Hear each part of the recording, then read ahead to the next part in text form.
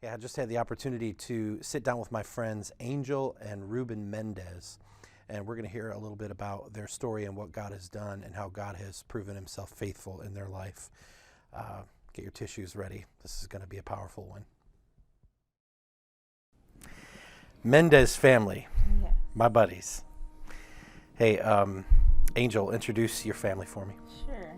I'm Angel Mendez, and this is my husband, Ruben Mendez.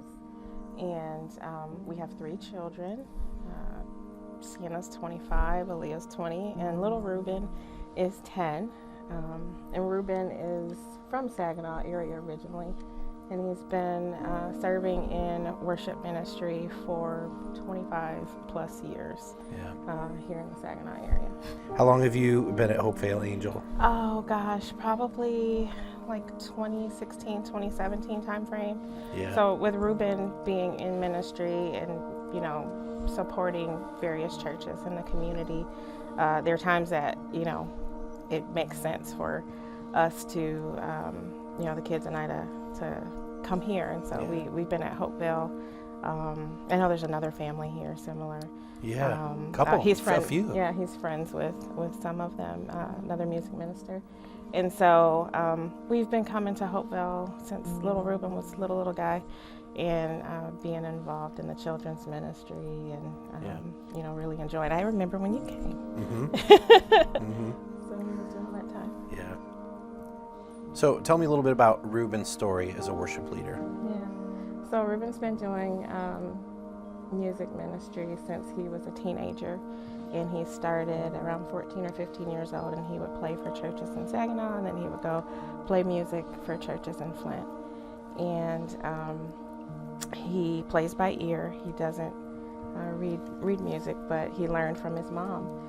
And in his early 20s, after going to Bible school, he decided to stay in the area, and has been a worship pastor and worship leader for many years. He has a heart to serve with his music ministry, and there have been churches in the community that need music, they need that ministry and worship, and he would go. They call, he goes. He says, if there's something you can give me, great. If not, it's fine. But he does it to serve and does it to usher people into the presence of God. Love it. Yeah. Well, the first time I met Ruben, he ushered me into the presence of God. It was about maybe 4 years ago. Hopevale Church was invited to partner with Victorious Believers Ministries, downtown Saginaw, big church down there, gospel music they do, and they asked us to come and be part of a worship night, and we're like, heck yeah, let's go be part of that. And as I know, Ruben, you've been on and off staff there throughout the years, and they invited you just to come as a guest too. And so there were guests that night, and you led worship, and I was like, who is that guy? Like, he is amazing. And yeah, you talk about he doesn't read music, and it doesn't even matter because his fingers are all over the keyboard. Man, you are like 12 times the keyboard player I am. It's like, and I was so enjoyed watching you play and listen to what you do and how you do it, and I'm so inspired by you as a worship leader, man. So, and it's been fun because Ruben, me and you become buddies over the last few years now, last 4 years or so, and swapping stories and swapping knowledge, which has been really fun. He showed me a little bit how to use MIDI and some stuff like that, and I showed him how to use some recording software, and it's been really fun to just help each other out a little bit, so that's been really cool. But then just to know each other as friends too, and seeing each other in the community, seeing each other out to dinner, with our families and different stuff like that, and Angel getting to know you as you've been part of Hopevale, and then something gigantic happened that brings us to this couch today. Something really big. Tell us about that. So the day was June 25th, 2021, and we were in Louisville, Kentucky. It was a beautiful day. We had spent the day at Kentucky Kingdom, which is a nice water park, amusement park there, kind of like Michigan Adventure. And we had fun at the water park, and we went back to our hotel. It was our last night in Kentucky. We were headed back to Michigan that Saturday. And about 9:30, Ruben said he didn't feel right. When he laid on his right side, he said his bottom lip felt numb. And you remember that, buddy? Yeah. Yeah, and but when he sat up, it went away. The numbness went away. And I thought, that's kind of odd. And I was on my iPad and I started to look up the symptoms of a stroke. Didn't know why. And he didn't have any symptoms that really fit what I saw online. And so I told him, if something changes, let me know. We'll go to the hospital. So about 20 minutes goes by and he was coming out of the restroom and he said, something's not right.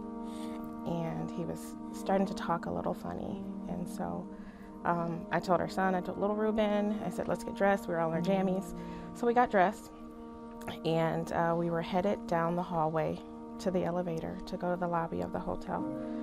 And when we were going down the hallway, Ruben couldn't talk anymore. And he was trying, but he couldn't get words out. And I knew at that moment he was having a stroke. And he was able to text me questions.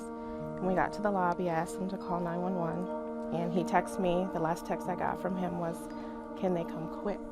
And he indicated that he felt like his throat was closing. And fortunately, God orchestrated it that we were 2 minutes from the hospital. That wasn't where we were supposed to stay originally. We were supposed to be 10 minutes from the hospital. Wow. And if anyone knows anything about stroke, time matters. And so the ambulance came quickly. They took us to the hospital. And after a little while, they told us, a doctor came out and said that he had had a stroke. They'd done a CAT scan and discovered that he had had a bleed in his brain. And we could come see him. They prepared me. They said he would potentially have speech deficits for the rest of his life. He may not be able to walk. They prepared me that he may not be able to have function on any sides. The bleed was on the left side of his head, and what that does, the left side of the brain affects your speech, and it controls the function on the right side. So they let me know that he may have right-sided deficits, and in that moment it felt like a dream, but I thought, okay, we have been through health challenges before, he's gonna be fine. And when I was able to go see him, it was odd because he didn't really register that I was there. The whites of his eyes were swollen, and so his pupils were kind of recessed into the whites of his eyes. And I learned later that's because his brain was swelling. And he was in ICU for almost 2 weeks. And about 4 days after, 4 or 5 days after he was admitted to the hospital, the swelling in his brain continued to go up. And so what that does is, if you have, two halves of your brain, you've got that space in the middle called the midline. And so he had 8 millimeters of midline shift at that point. And once it reaches 10, it's automatic. They have to do a craniotomy to relieve pressure on the brain. Or, they said, he would just be a vegetable at that point if they didn't do anything. So we did the craniotomy, and they removed about kind of this section of his skull. And it was a hard process, because Ruben has had some health challenges over the years, and it's always been kind of like this quick recovery. You can kind of see and know that there's a light at the end of the tunnel. And in that moment, it was hard to see any light. And I remember my dad came to visit, and just before the surgery, we had to put Ruben on a ventilator. And that was probably one of the hardest moments, because the doctors wanted to put him on a ventilator right away, because that was typical with stroke patients, and they were concerned about him losing the ability to protect his airway and start choking. And I said no, because I was concerned about him coming off of the ventilator. And on June 29th, we had to put him on the ventilator because he did start choking and he wasn't able to protect his airway anymore. And that was really hard to see. It was really hard to see him like that with tubes, coming out of him and breathing for him. And on June 30th is when he had the surgery. And after he had the surgery, it was kind of a waiting game. It was a waiting game to see when he would wake up and what would happen. And in those moments, I continued to pray, and it felt really hard. And I just thought a lot about the 3 Hebrew boys. And even though all of the odds looked like they were against us, I just refused to bow down to what I was seeing. And so I said, we're in this fire. God is with us. I won't bow down to what I see. And I chose to believe against what the doctors were telling me. I wanted all of their advice and their recommendations, but I took all of that and I took it to God in prayer. And so Ruben had his surgery on June 30th. And it was July 3rd. I was standing at the foot of his bed, and I was by myself, and I remember looking at him, and he was asleep, and I told him, "You will live, you will not die." And I told him that he would fully recover. And something clicked in me and said, start taking pictures and start taking photos so that he can see, as he continues to recover, he can see how far he's come. And it can be a testimony and a witness to others of the miracles that God can do. Oh, Angel, thank the Lord. Yeah, that's a great thing for you to have done, so he could see the story, see how God was moving and working. God kept moving and working. You're here. It's a little while later now, and you had quite a community of people around you do some things. So I know the Can Do crew came over to your house and built a handicap ramp and helped with that, and I know more people came around you doing all kinds of other things. Tell me about that. How your community came around you as he was getting better and rehabilitating. Yeah, it was amazing. Even before he started rehabilitating, I had people, yourself included in Hopevale, ask, "What can we do? Is there anything that you need? Can we help financially?" And so a lot of people donated money. And a friend of mine from work encouraged me to set up a GoFundMe. And I didn't want to, but he said, I've been through this with a brother-in-law. You're going to have way more expenses than you can expect, so do that. And so through the generosity of so many people, they contributed about $15,000. Wow. And that money was used to fly Ruben home on a private plane.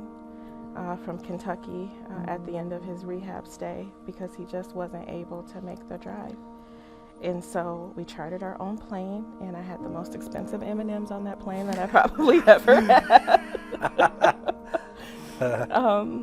But it started there, and while we were in rehab and we started thinking about coming home, I remembered, it felt overwhelming because I thought, what's home going to look like? We need a ramp. I don't have a ramp, There are a lot of things that we may need. And I put a post out on Facebook asking if anybody knew any carpenters that could build us a handicap ramp. And you responded and said, we have a Can Do crew at Hopevale, and they do things like that. And Dwayne Seiler and a team of folks came, and in a day they built a ramp at our house. And they made it possible for us to be able to easily access our home. And the ramp got plenty of use. So it made it possible for us to easily access our home. And I didn't know anybody, but God provided. And God provided so many times in so many ways. And we're just so grateful. Thank the Lord. Tell me a little bit about Ruben's rehabilitation and kind of where he is now, what that road's been like. It's been a bumpy road. It's definitely been a bumpy road. So we spent After he was discharged from the hospital in Kentucky, we spent about 3.5 weeks in rehab in Kentucky, and he had rehab about 6 days a week, right? And he Ruben, was that a lot of hard work, especially in the beginning? Yes. Do you remember? Yes. Yeah. A lot of up and down, pushing you to do stuff you don't want to do. Do you ever get mad at anybody? No. Okay. You sure about that? Yeah. Oh, it was hard. I bet. It was hard and it was challenging. He had a lot of pain.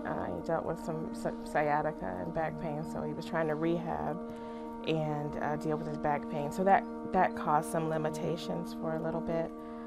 But we got home and he was doing in-home rehab for a little while because he still had his bone flap out. So when we left Kentucky, he still was missing part of his skull. And he did home rehab for a few months until we could get back to Kentucky. And during that time, we had lots of trips back and forth to the hospital from low blood sugar, or he wasn't responding. He had seizures, and that was super scary. That was scarier for me than the stroke, because when he seized in our home after dinner, he was laying on his side, or on his back, and he was choking and he was turning blue. And so I thought, God, surely you did not bring us through all of this to have it end right now.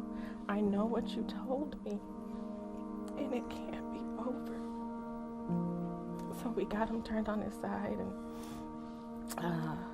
made it to the hospital, and started getting treatments for seizures, and he was able to go back to Kentucky in October, at the end of October, to get his head put back together.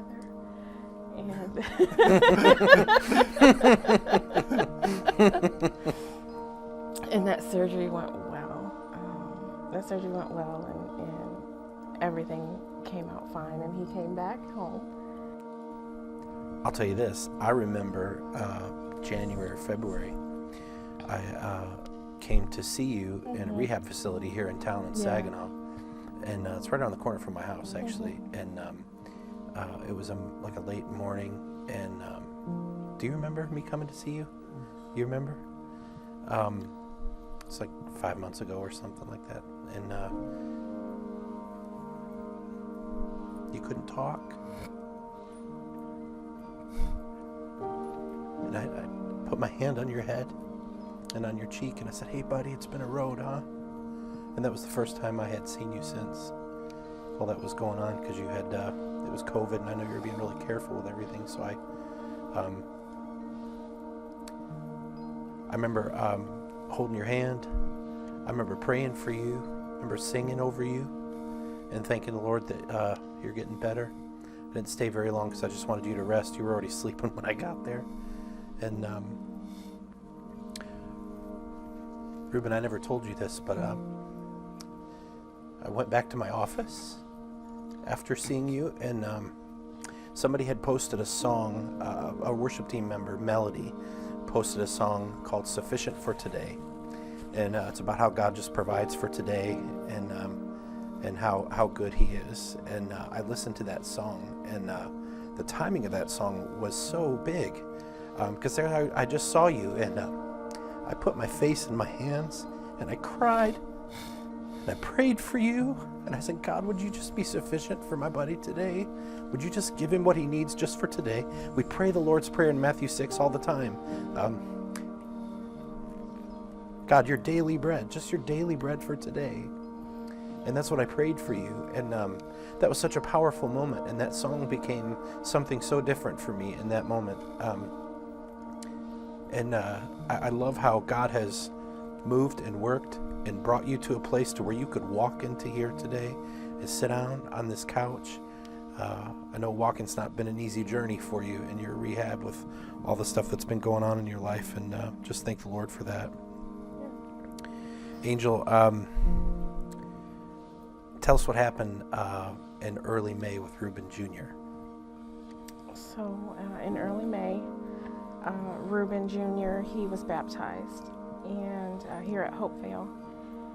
And leading up to that, he had a lot of questions about God, and a lot of questions about how God works. And sometimes he would question, is God real? And we would talk often about what God has done in our lives and how he's provided for us and how he's given us everything that we need, just that little bit of what we need for that day. And in our home, leading up to baptism, we talked to him, and he said, yeah, I believe, I wanna follow Jesus. And so he was baptized here at the beginning of May, and it was really emotional for us and for our family to see him make that choice, publicly to serve God. So it's pretty exciting for us.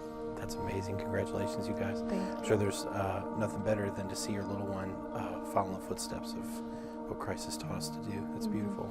Yeah. All right.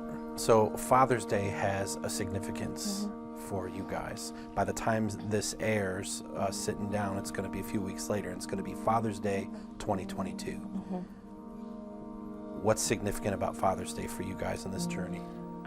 So Father's Day is significant because it's almost 1 week, to being exactly a year, since Ruben had the stroke. And it was Father's Day in 2021 when we left to go on a ministry journey. And we thought that we were starting a new ministry opportunity, and we were going on this journey with Ruben to minister in Georgia. And sharing this story on Father's Day 2022, it's another opportunity to go on a different ministry journey. And it's significant because I told God when all of this happened, I never questioned him. I never asked him why. I just said, use it for your glory. Use it to help somebody. And so having the opportunity to share on Father's Day is significant because I feel like we're starting a new journey. It's a new chapter in our story. That's beautiful. Ruben, my buddy, I'm going to give you the parting shot. You can say as little as much as you'd like.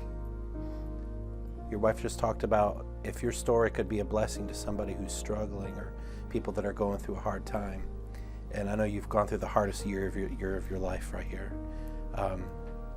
If somebody's in the middle of it right now and they're barely holding on, how would you encourage them to keep the faith and to keep going? Trust in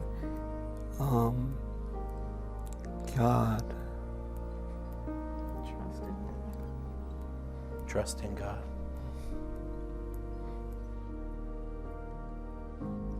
That wasn't always easy for us. I would add, we talked about it. But I asked him that last night and how we do it, and he said one day at a time. Oh, you guys inspire me so much. And I know you've been through a lot, and I know I don't even know the half of it. And to have told your story like this, and to see how God has moved in your life and how you've held on, you're not alone. People have gone through this before. People have gone through things that aren't as hard. People have gone through worse. But this is your story, and this is how you've seen God move and work through it. And God has provided what you've needed every step of the way. And I'm so grateful. I love you guys. I love you too.